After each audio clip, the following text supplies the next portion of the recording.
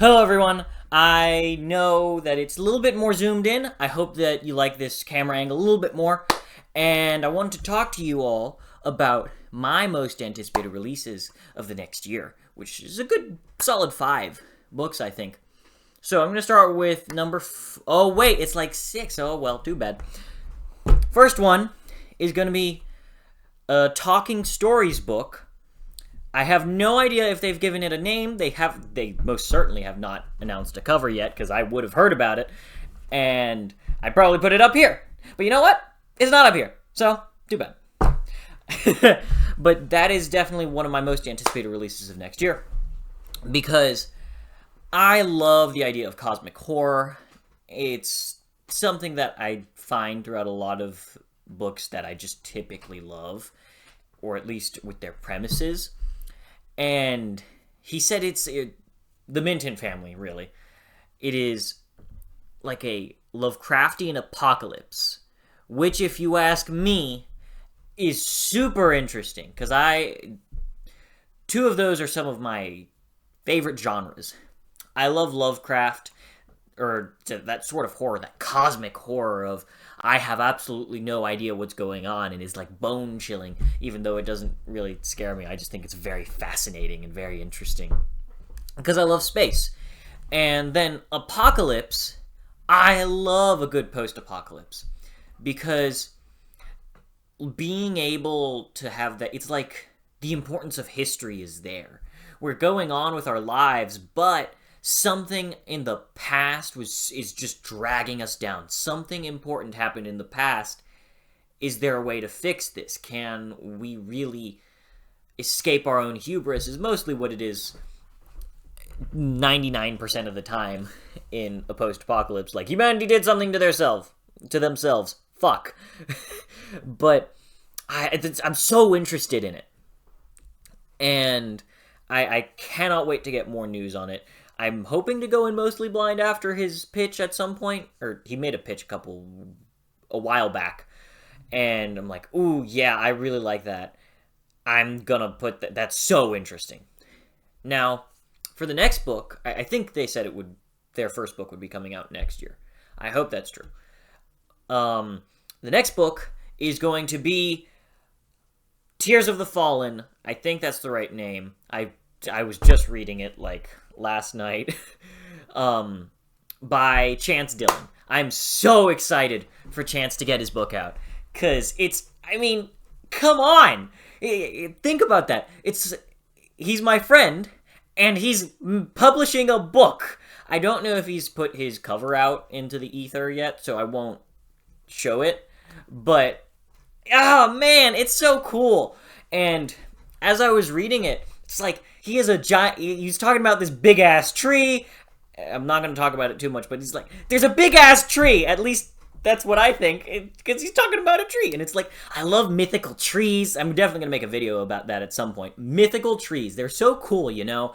They really are, though. It's so badass, if you ask me. But just the idea of a mythical tree, and that he has them, and then that the people... I'm not... You know what? No, stop talking. I won't spoil anything, because I have absolutely no idea what he wants out there. But from what I have read, it is deeply fascinating. And after I'm done with this, I'm probably going to go finish the sample that he sent me, which is the first 3 chapters, because I'm already really interested in it, because he drip feeds us in something in the first chapter that, again, I will not spoil, but it's so fascinating, and I cannot wait to get my hands on the physical copy and actually dig into it and read it. And after that is the bigger named books. So I think it will be The Devils. Yeah, The Devils by Joe Abercrombie. I mean, come on! It's Joe Abercrombie. Need I tell you more? Joe Abercrombie just is so good at his theme work, at his humor, and The Devils seems to be working a little bit more towards the humor side of things than what I really expected from this thing that is called The Devils. But then again, it's Drew Abercrombie, so it's not too unexpected for him to go in the unexpected direction and say, hey, look, there we go. But that is absolutely one of my most anticipated releases. I'm trying to go in almost completely blind. I've seen a couple things, like how he's drip feeding us the devils on Twitter. He's like saying, here's a devil, here's another devil, and giving us a piece of art, which I wonder if those will be in the book. But I mean, they gotta be, right? Because it wouldn't make sense to make something like that, and I don't know. Anyways, the next thing is, I feel like I'm missing something. You know, you gotta give me a second. Alright, I'm back. I realized I was missing 2 books. The next book, Of Empires and Dust. I mean, come on! More Ryan Cahill. Of War and Ruin was such an amazing book. Even though my copy would constantly have pages like pop out of it, it was such an amazing read. I think I binge read it in 3 days. Yes, I was on vacation, so cut me some slack. It was so good. Of War and Ruin, the way each character progressed through their story and how the overall plot progressed. And, oh man, it was so good. It had so many quotes that I just, like, stole from it immediately, and I just kind of hogged them into my quote book, because I have a quote book. And, man, it was such a good book, and I obviously, talking about it would give spoilers, but in Empires and Dust, Cahill was talking about a death that will happen. He wasn't saying who. He was just like, oh, I had to kill someone today. I gotta get the whiskey. And I'm sitting here going, shit, who's he gonna kill? And I have a feeling I know who it is, and it's gonna hurt if it's who I think it is. So I hope it's not who I think it is. So I won't say it, but also I cannot wait to see the adventures of some of my favorite characters in these books, because it was so enthralling. And I cannot wait to keep reading this series that is just so amazing. And now for the next book, The Strength of the Few! Oh my god! I had completely forgotten about The Strength of the Few. Strength of the Few is a book that I'm super duper excited about, and I had absolutely completely forgotten about it. It's that book that I'm super excited for, but I have no idea where it'll go. So the ending of the first book, I'm not going to spoil anything, was it was interesting, and it was super intriguing, and it was really good. But at the same time, it makes me wonder, am I going to be interested in this next book? I really have no idea. Because the way he's taking the story, I don't know. Can he pull it off? I think he can. But I have no idea, because I haven't read the Lycanus trilogy, because this is James Islington, sequel to Will of the Many. And while I loved The Will of the Many, I have absolutely no idea if this sequel will be up to par.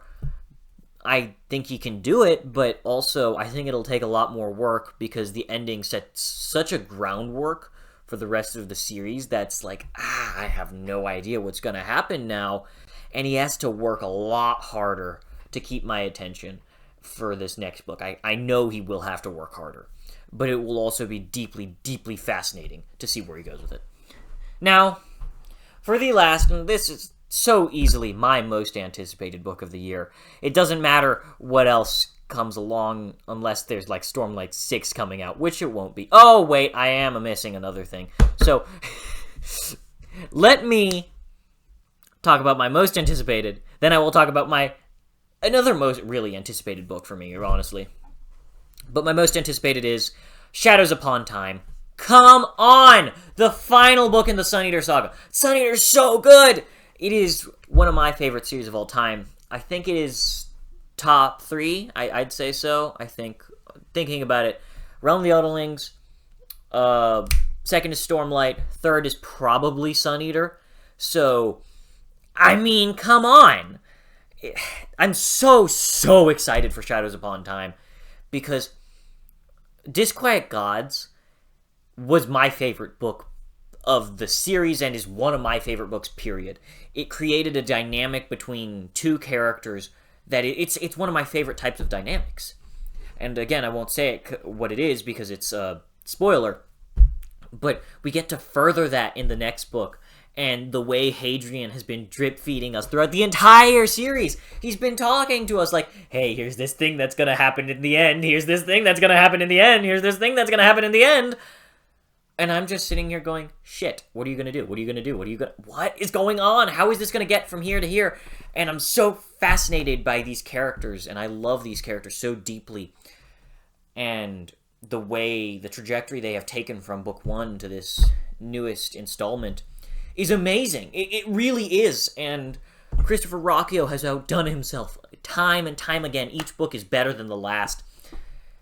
Man, I cannot wait to read Shadows Upon Time.